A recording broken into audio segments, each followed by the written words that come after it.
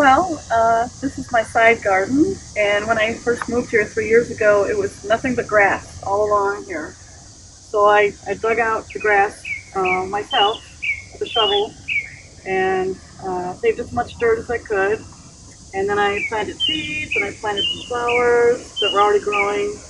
These are my 4 o'clocks, and I planted these from seed, and they've been coming up 3 years now in a row, replanting themselves. I have a few snapdragons down there. Can't really see them.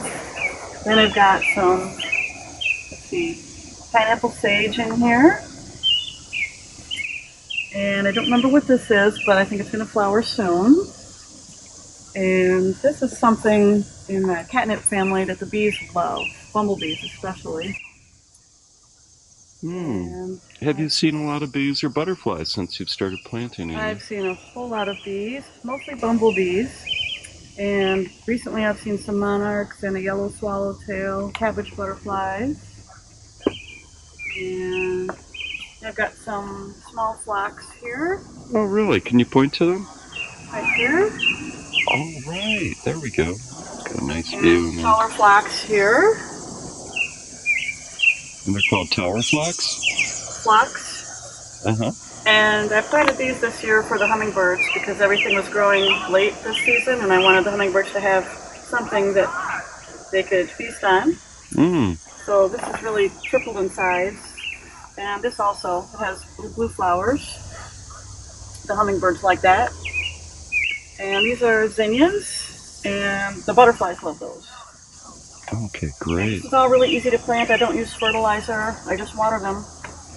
Very easy to grow. Anybody can do it. What are these little guys here below the zinnias? These are onion allium. They're native plants. Really? Just recently I found out how endangered the native wildflowers are, so I wanted to go all native. So I bought these and a few other native plants. Has it been easy finding the native species in the area?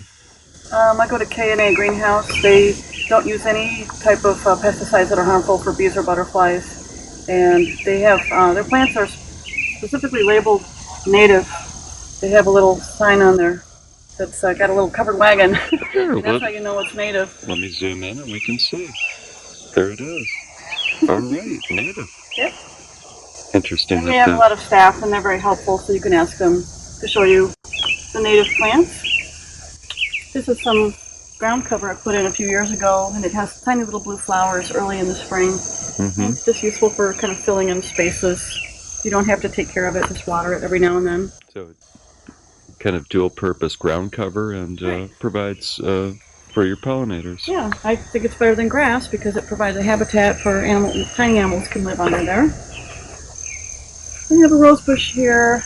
It's been pretty well eaten by the Japanese beetles, but they did have quite a number of flowers, so I was happy with that. I have a raspberry bush here. Produced raspberries every day for several weeks. This is a native flower, lobelia. Oh, lobelia. I've heard of these. Yeah. How is it? Is that Lobelia? Right. And this is the spiderwort. I just didn't really have any room in the garden, so I put it in a pot. I bought it kind of late in the season. This is another native plant. And back in the back I have swamp milkweed. Those are native plants. All right. They only have one left at one K&A greenhouse location, and then I went to the other one, and they had 3, but I only had room for 1 more. So these seem to be, for milkweed, they seem to have like longer, narrower leaves than we think of like the more traditional milkweed. They do, yeah. And this is something I bought earlier in the spring for the hummingbirds. And I'm trying to remember what it's called. Oh, that's kind of an interesting... I can't recall the name right now, but and my coleus has really done well. Oh, and my impatiens. I've always loved impatiens, so I just planted those for some color.